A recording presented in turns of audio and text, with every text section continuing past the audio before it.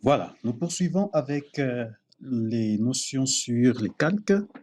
Dans la vidéo précédente, nous avons présenté de manière brève les calques dans AutoCAD.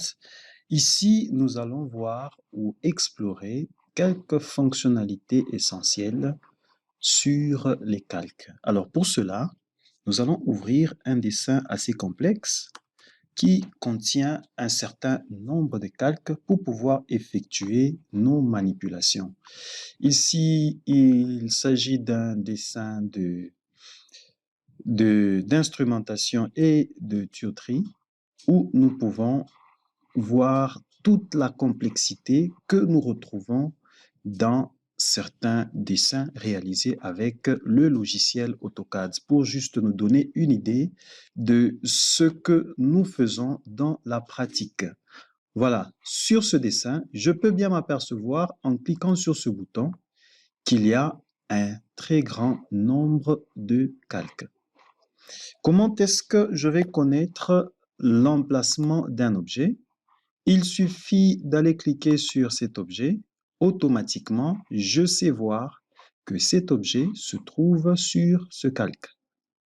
Si, par exemple, je cliquais sur cet objet, je peux voir qu'il se trouve sur cet autre calque.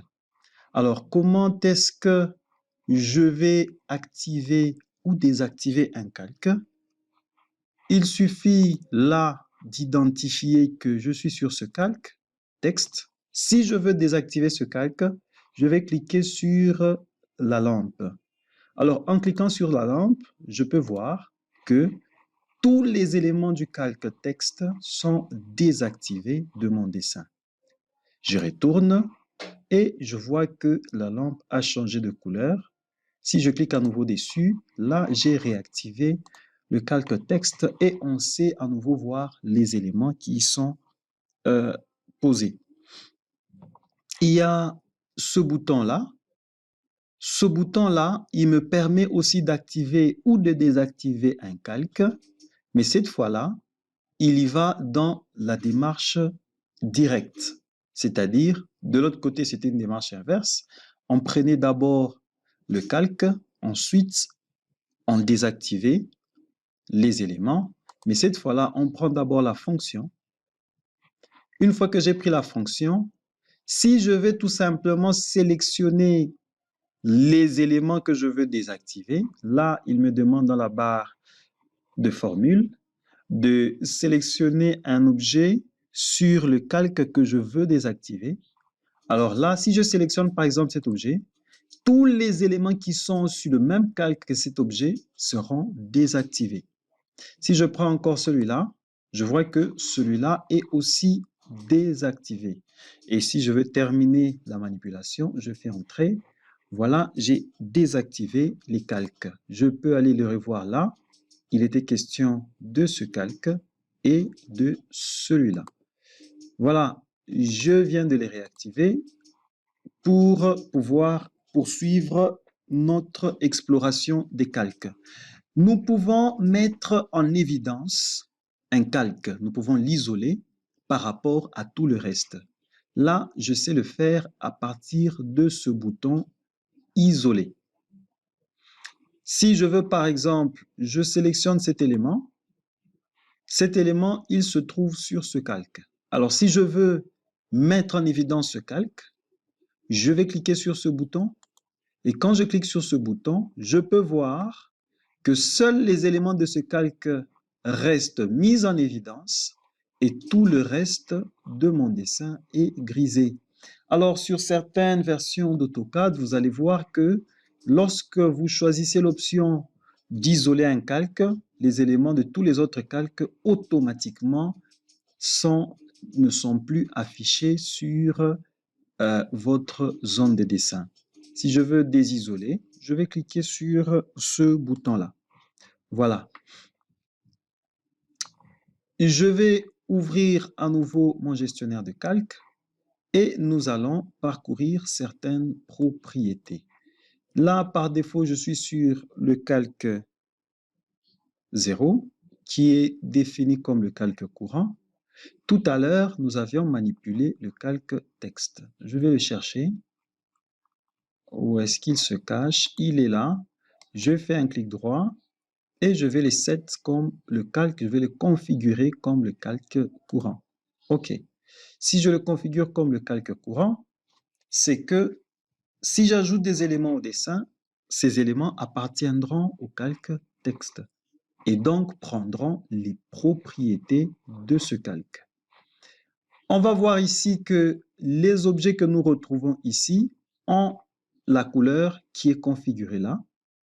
Et si je vais jeter un coup d'œil par curiosité, je prends ce bloc ici, on va voir que ce bloc a des propriétés définies par rapport au calque. Donc, la couleur de tout ce bloc dépend de la couleur définie sur le calque. Les styles de traits dépendent de ce qui est défini sur le calque. L'épaisseur, je voulais dire. Le type de ligne dépend de ce qui est défini sur le calque. Si je vais forcer, par exemple, sur cet élément-là, je change la couleur. Je dis, par exemple, que je vais lui donner la couleur blanche. OK?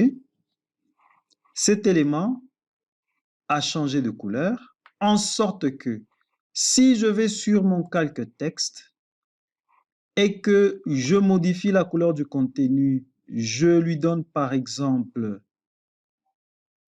cette couleur-là, je valide, OK? On sait s'apercevoir que tous les éléments du calque texte ont changé de couleur, sauf cet élément-là. Simplement pourquoi? Parce qu'on a forcé la couleur de celui-ci qui ne dépend plus du calque. Alors, je voudrais mentionner quelque chose ici, c'est que lorsqu'on travaille sur un dessin très complexe avec beaucoup de calques, beaucoup d'éléments, c'est fortement déconseillé de forcer la couleur ou les propriétés de façon manuelle parce qu'après, on aura un peu de difficulté pour se retrouver lorsqu'on voudra effectuer certaines modifications. Donc, je vais retourner là et le remettre sur la propriété du calque, en sorte que si je veux aller modifier à nouveau la couleur, je vais retourner la couleur qui était là, je valide et je peux voir à nouveau qu'il a suivi la modification. Bien. Alors, nous avons parcouru un peu quelques éléments sur les gestionnaires des calques. Je voudrais mentionner ici que nous avons sur les gestionnaires des calques des boutons qui nous permettent ici de créer un nouveau calque. Là, je suis sur le calque texte qui est configuré comme courant. Si je clique sur ce bouton, que nous retrouvons encore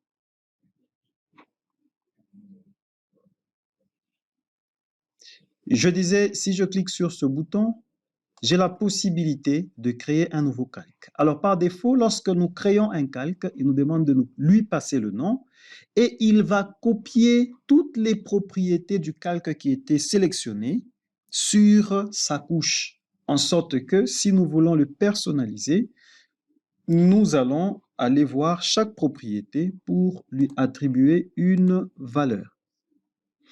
Nous pouvons supprimer les calques à partir de ce bouton-là. Nous pouvons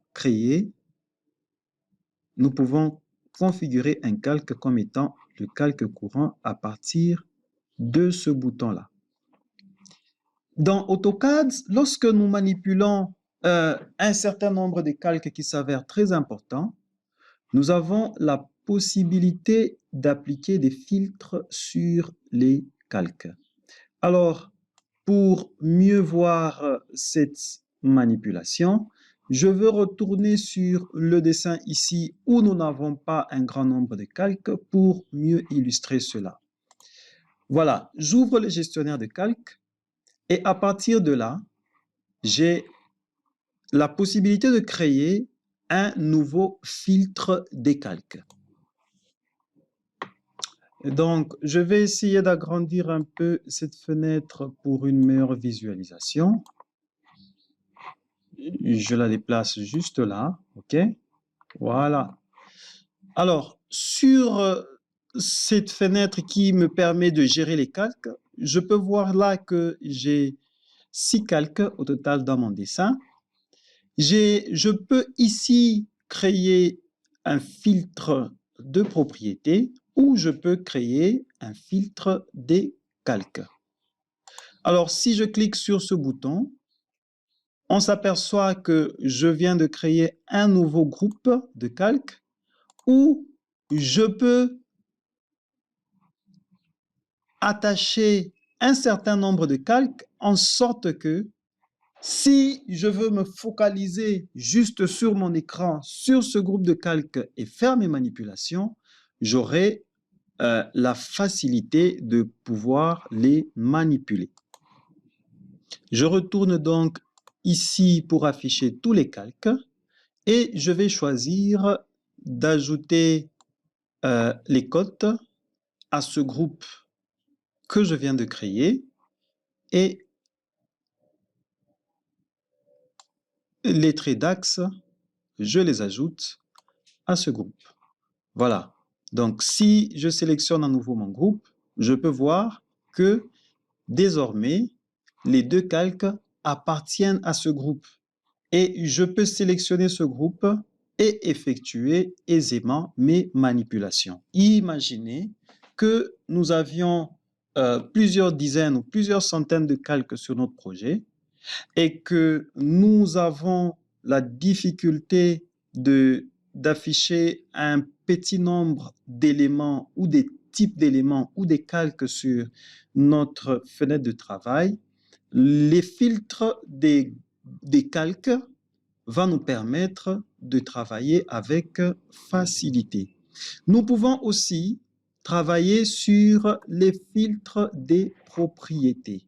Alors, comment ça se passe? J'affiche à nouveau tous les calques. Les filtres des propriétés nous permettent ici de trier les éléments simplement à partir des propriétés.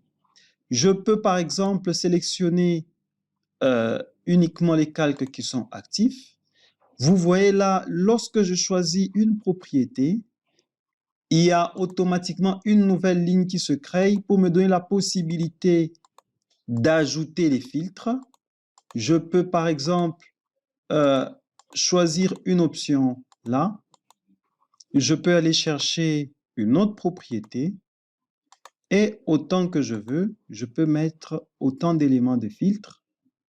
Une fois que j'ai créé mon filtre, si je le valide, il va me reprendre en le sélectionnant uniquement les calques qui répondent aux critères que j'ai définis dans ce filtre.